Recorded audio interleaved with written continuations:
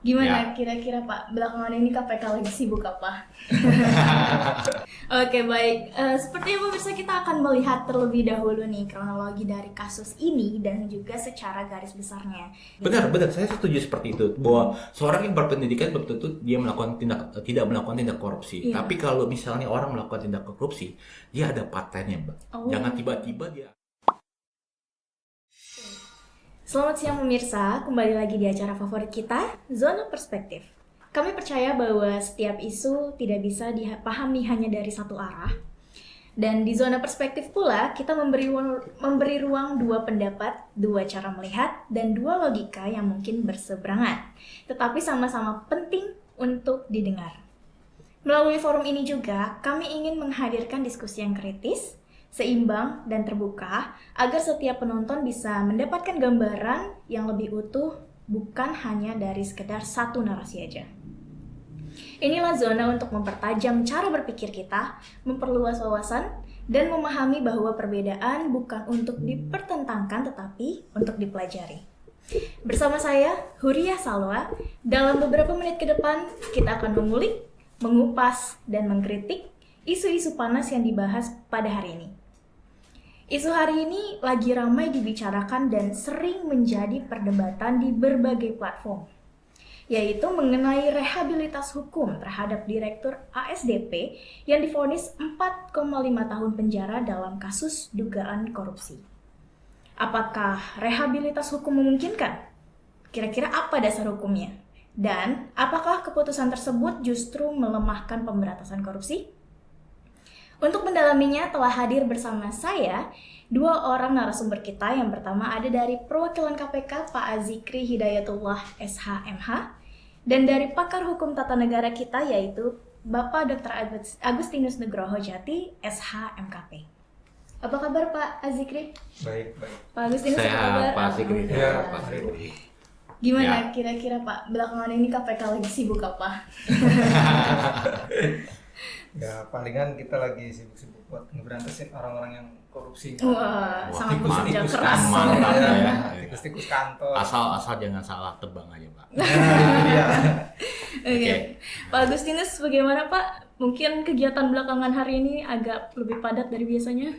Iya, berapa kali saya ikut persidangan sebagai saksi ahli, diminta juga oleh negara juga sebagai saksi ahli, kebanyakan sebagai saksi ahli, karena memang saya diprioritaskan untuk menjadi saksi ahli hukum. Terima kasih. Oke, Bapak-Bapak selamat datang di podcast Zona Perspektif ini ya Pak ya.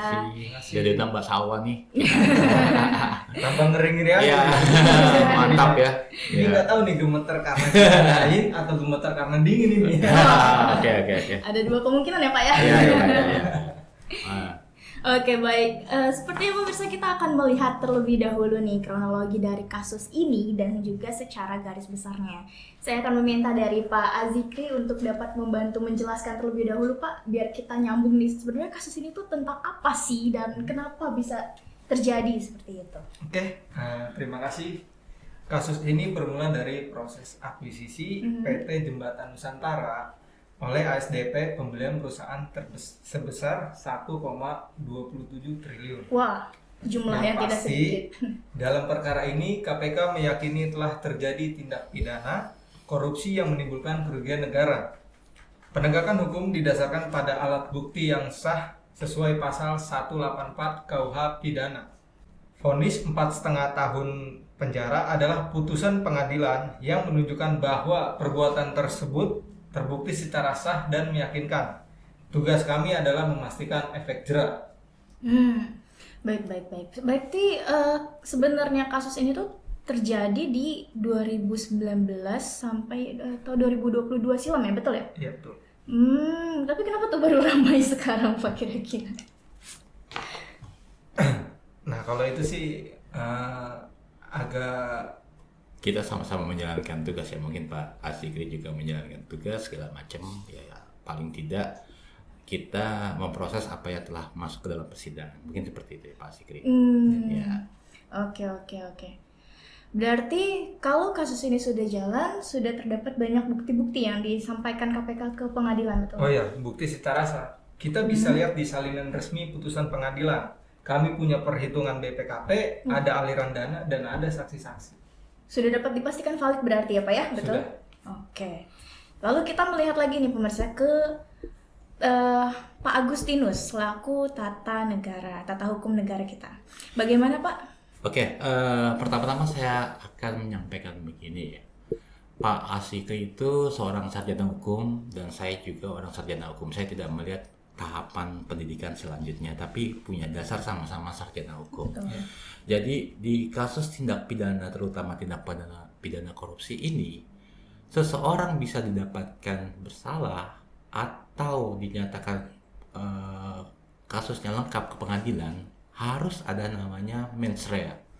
Mens rea itu adalah niat jahat dari seseorang untuk melakukan tindakan. Kalau kita lihat, saya juga akan beberapa kali jadi saksi ahli, dan saya juga kalau menolak saksi ahli untuk orang yang memang bersalah, saya kadang-kadang harus tetap menjaga institusi kami, menjaga kredibilitas kami. Kalau kita lihat Ibu Ira ya, yang jadi Direktur SDP ini kan, kalau kita lihat dari secara pendidikan S1 di Brawijaya, lalu S2-nya dia lari ke Filipina, lalu S3-nya itu dia di Universitas Indonesia, dia punya kapabilitas pendidikan, oke. Lalu yang kedua, saya melihat Bu Ira ini sebenarnya sudah punya suatu profesional di mana udah menjadi direktur di GAP. GAP itu sekolah retail busana di luar negeri. Dia dipanggil sama Pak Dahlan Iskan untuk memegang, jadi jauh-jauh dari luar negeri untuk memegang, untuk mengkaryakan profesionalismenya itu untuk mengurus yang pertama kalau tidak salah di PT Sarina, lalu di PT Sarina sungguh berhasil lalu pindah ke PT Pos Indonesia, lalu yang terakhir ini ke PT ASDP. Oke. Yang saya lihat di sini, saya tidak melihat atau mungkin di persidangan tidak memperlihatkan bahwa adanya Bu Ira itu melakukan keuntungan buat pribadinya sendiri. Karena yang dimaksud dengan korupsi adalah ketika dia mengambil keuntungan untuk secara pribadi. Dan di sini saya tidak melihat sama sekali seperti itu, Mbak Salwa ya. Mungkin dari saya cukup seperti itu. Baik. Mungkin mohon izin Pak. Ah, Bisa jadi kan dari pandangan orang awam tuh mungkin akan ada yang berpikir bahwasannya pendidikan tinggi itu nggak memungkinkan beliau ini bisa melakukan tindakan kejahatan mungkin seperti korupsi seperti itu Pak. benar, saya setuju seperti itu, bahwa seorang yang berpendidikan belum tentu dia tidak melakukan tindak korupsi. Iya. Tapi kalau misalnya orang melakukan tindak korupsi, dia ada patennya, Mbak. Oh. Jangan tiba-tiba dia akan melakukan korupsi. Itu tidak agak yang menurut saya agak sulit diterima secara akal sehat. Seperti itu. Iya, Tetap karena ada track record iya, Pak, track ya. recordnya. Kenapa dia dipanggil dari luar negeri masuk ke PT BUMN 1, BUMN yang lanjut, BUMN 3. Yang kita lihat sekarang ini kan KPK bahwa Bu Ira itu mewakili PT ASDP membeli perusahaan jembatan negara sebesar 1,27 triliun. Benar ya Pak? Iya. Pak Asikri ya. Lalu Pak Asikri dan timnya juga memperhitungkan bahwa kerugian negara itu 1,25 triliun. Oke. Artinya selisihnya hanya 20 miliar ya. Nah, selisih 20 miliar. Artinya kan sangat tidak dimasuk akal. Kalau ada suatu perusahaan dibeli 20 miliar, besok pun saya akan minta orang-orang kita patungan beli perusahaan tersebut 20 miliar. Benar kan? Betul, Itu betul, yang betul. harus kita jelaskan ke publik. Publik ini sekarang bingung gitu. Mbak Salwa, mungkin dari saya Mbak Salwa. Oke. Lalu untuk dari Pak Zikri sendiri melihat dari bagaimana Pak Agus menanggapi kasus tersebut, nah kira-kira gimana nih Pak? Sesuai dari bukti-bukti yang telah Bapak dapatkan, apakah tetap bisa dinyatakan korupsi? Tetap bisa. Tetap korupsi? Korupsi. Oke. Lalu mungkin ya saya juga mau bertanya nih, karena Bapak bersikukuh menyatakan kasus ini adalah kasus korupsi, apakah Direktur ASDP yang sudah divonis ini masih bisa mendapatkan rehabilitasi hukum? Nah, saya jelasin sedikit ya. Ya. Seseorang yang telah divonis bersalah tidak bisa mendapat rehabilitasi kecuali putusan itu dibatalkan di tingkat upaya hukum luar biasa, misalnya peninjauan kembali. Rehabilitasi hanya diberikan jika seseorang dinyatakan tidak bersalah atau dihentikannya penyidikannya. Jika sudah divonis, maka wacana rehabilitasi justru berpotensi mengaburkan pesan pemberantasan korupsi. Berarti menurut Bapak tetap tidak bisa ya Pak ya? Ya, betul. Lalu bagaimana Pak tanggapannya dari Bapak? Ya, saya setuju kalau dalam kasus ini tidak dilakukan rehabilitasi. Oke. Kenapa saya setuju? Biar proses itu terus berlanjut kok. Dari pengadilan tingkat pertama sampai dengan pengadilan tingkat terakhir. Biar dibuktikan bahwa Bu Ira itu bersalah apa tidak. Oke. Itu semua proses hukum yang ada. Cuman tadi saya melihat Prabowo itu sebagai presiden, dia itu sudah terlalu pusing melihat bahwa di masyarakat terjadi kegaduhan. Oke. Karena saya melihat kegaduhan ini timbul karena saya menganggap dikriminalisasi. Saya menganggap ya asumsi saya. Jadi kalau misalnya saya salah, informasikan. Kasus ini nggak jauh beda dengan kasusnya Pak Temlon Lebong, Nah. ya Pak Hasto, sekarang Bu Ira, gitu.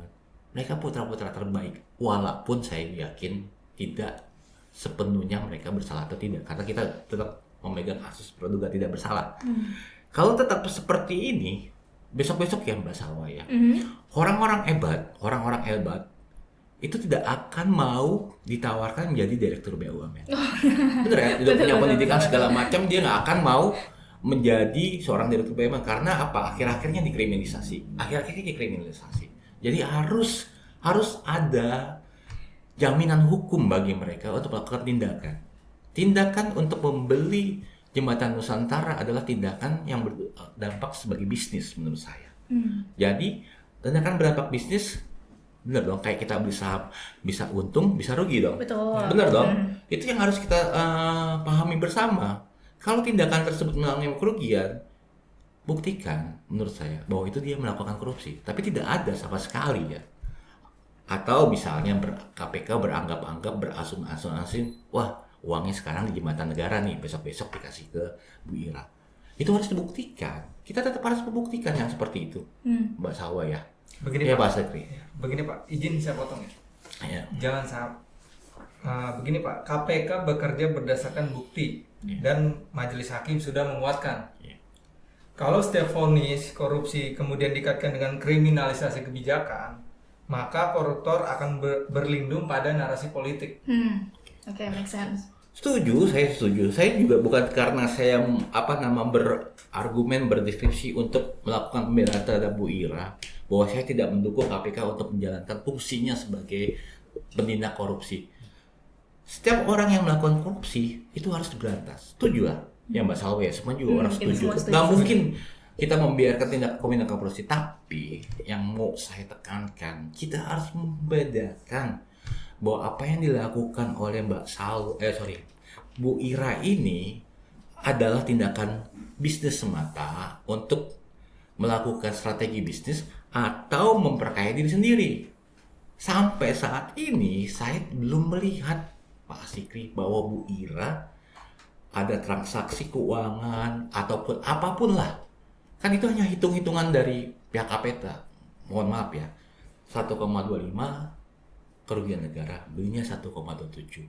Bisa dibuktikan bahwa Bu Ira melakukan keuntungan secara pribadi? Belum saya melihat itu, Pak Sikri. Mungkin pihak KPK saya minta tolong untuk lebih menjelaskan biar publik bisa menilai. Biar publik puas ya. Biar publik puas lah. Iya, Ya, Pak. kalau semua juga setuju, saya Pak Sikri, Mbak Salwa mau nindak koruptor ya haruslah sampai kita menghanguskan seperti itu. Cuman dalam kasus ini harus dibedakan. Ini pidana korupsi adalah kesalahan prosedur hukum. Wah, Terima baik. kasih. Mungkin ini nih tugas saya di sini, mungkin nanti kita akan mengadakan podcast selanjutnya terkait bagaimana dari pihak KPK ini bisa menjelaskan secara detail ya Pak Ya, bukti-bukti yang sudah betul, didapatkan. betul. Biar kita semua juga paham, kita semua Iya. juga tahu gimana sih realita-realitanya seperti Iya, itu. betul. Jadi saya izin meluruskan nih sebenarnya persoalan ini tuh menyangkut substansi korupsi atau hanya prosedur hukum aja? Substansi. Nah, belum tentu kalau menurut saya, Substansi, belum tentu. kerugian Belum negara. tentu menurut saya. Oke, oke. Kami punya perhitungan BPKP Pak. Iya, Ada aliran dana, ada semua orang boleh menghitung kalau menurut saya. Semua orang boleh menghitung, siapapun boleh menghitung. BPKP sebagai lembaga akuntabilitas publik yang mengaudit seorang dalam melakukan kerugian negara boleh. Mau bilang ruginya itu melebihi dari yang mereka beli, silakan. Cuman tolong dibuktikan, sekali lagi saya bilang, di mana tindak pidana korupsinya. Tindak pidana korupsinya saya tidak melihat. Mbak Saleh, saya belum melihat. Kasus ini keburu ditutup dengan rehabilitasi. Harusnya lebih enak lagi kalau kita melihat kasus rehabilitasi ini ditahan dulu nih, biar benar-benar. Setuju nggak Pak Sikri? Jadi rehabilitasi sampai tingkat yang paling atas gitu. Tapi kan ini sudah di-cut doang, udah menutup publik, biar tidak ada kegaduhan, ditutup dengan rehabilitasi. Sama kasusnya Tom Lembong, Pak Hasto segala macam. Ketiga ini pun saya meyakini bahwa mereka tidak gentar. Mereka tidak gentar untuk memperjuangkan kebenaran. Begitu juga KPK. Saya yakin mereka juga tetap memberikan SOP-SOP yang ada. Itu mungkin Pak Sikri. Dari Bapak, apakah mau ada yang disampaikan terlebih dahulu? Oke. Baik, kita sudah mendengarkan tadi bagaimana pendapat dari kedua narasumber kita, yaitu dari Pak Azikri dan juga Pak Agustinus. Cuma di sini aku masih perlu bertanya nih mengenai solusi dari masing-masing tokoh politik kita yang ini untuk bagaimana sih langkah yang paling tepat dalam konteks kasus ini apabila terjadi kasus seperti ini di kemudian hari. Mungkin dari Pak Agus. Ya, terima kasih. Saya dikasih kesempatan yang pertama kali ini. Yang pasti, setiap kasus ini kita harus bisa membedakan yang pertama antara kejahatan secara proses hukum atau secara tindak pidana. Kalau kita tidak melindungi, memisahkan antara proses satu dan proses yang lain, akan sungguh kasihan, Mbak ya. Seseorang akan tidak mau menjadi sebagai dirut BUMN kalau dia tidak mempunyai perlindungan hukum, ya kan? Sedikit-sedikit dikriminalisasi, nggak akan ada mau putra-putra terbaik bangsa kita yang mau menjadi direktur BUMN, oke? Sehingga menurut saya takut ya, Pak, ya? pada takut Mbak, sehingga yang ada nanti mereka yang menjadi direktur BUMN adalah orang-orang yang memang mempunyai niat yang kurang, saya lihat kurang baik, atau mereka yang dititip-titipin. Ya, entah itu dari partai politik ataupun dari penguasa ataupun. Itu yang harus kita jaga sama-sama. Jadi semua direktur BUMN ini harus benar-benar dilindungi secara hukum. Ya, secara hukum harus dilindungi. Yang pertama.